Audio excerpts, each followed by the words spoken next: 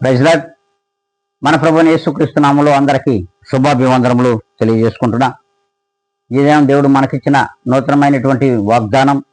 అది ఇర్మీయా గ్రంథము 3వ అధ్యాయము 2వ లేఖనం. చూద్దాము. ఈ దుష్కార్యముల చేతను నీవు దేశమును అపవిత్రపరుచుచున్నావు. దేవుడు స్పష్టంగా మనందరితో మాట్లాడుతున్నటువంటి మాటలు. మన యొక్క దుష్ట కార్యక్రమముల చేత, దుర్మార్గపు క్రియల చేత దేశమును మనము అపవిత్రపరుచుచున్నాము.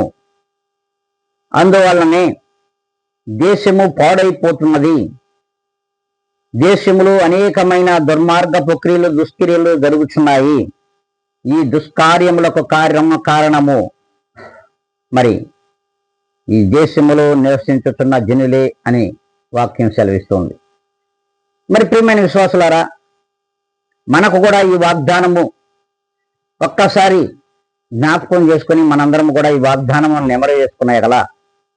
మనము ఏ కార్యములకు లోనవుతున్నాం, ఎలాంటి కార్యాలను మనం చేస్తున్నాం? ప్రభువులు ప్రేమింపబడి, ప్రభువునందు ప్రేమించబడి, ప్రభువులో జీవించుచు విశ్వాసులముగా ఉంటున్నటువంటి మనలో క్రీస్తు ఉండాలి. ఆ క్రీస్తు యేసు మనలో ఉన్నాడా లేదా అనేది గ్రహించాలి. ఆ క్రీస్తు నిజముగా మనలో ఉన్నట్లయితే అట్టి పరిశుద్ధాత్మ దేవునికి లోబడి అన్ని మంచి కార్యక్రమాలు చేయవలసిన అవసరం ఉంది. అప్పుడు దేశము కూడా పాడవకుండా, దేశంలో ఉన్న జనుల మధ్యలో మరి దుష్కార్యములు జరగకుండా ఉంటాయని దేవుని వాక్యం సెలవిస్తుంది. మరి ఆ రీతిగా మనం ఉన్నామా లేదా? ప్రియమైనటువంటి క్రైస్తవ విశ్వాసులందరికీ కూడా దేవుడు ఈ వాగ్దానం ద్వారా మాట్లాడుతున్నాడు.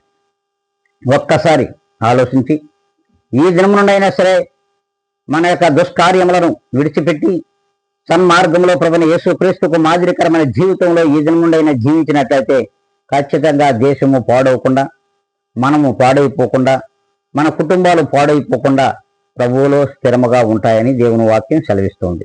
ఆ రీతిగా మనం ఉండాలనుకుంటున్నామా? అయితే ప్రార్థనలు ఏకీపిద్దాం.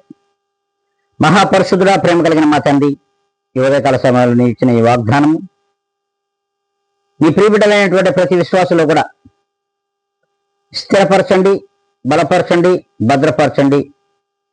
మేము సన్మార్గంలో జీవించడానికి, మీకు మాదిరికరమైన జీవితంలో జీవించడానికి కృప చూపమని ప్రభువులు వారిని కోరుకుంటూ, యేసుక్రీస్తు వారి యొక్క గొప్ప ఘనమైనటువంటి నామములో వీక్షించుతున్న ప్రతి ఒక్కరిని మీ చేతులకు అప్పగించుకుంటున్నాను. నేను మిక్కిలిగా తగ్గించుకుని అడిగి వేడుకొని ప్రార్థిస్తున్నాను మా ప్రియ గొప్ప పరలోక తండ్రి.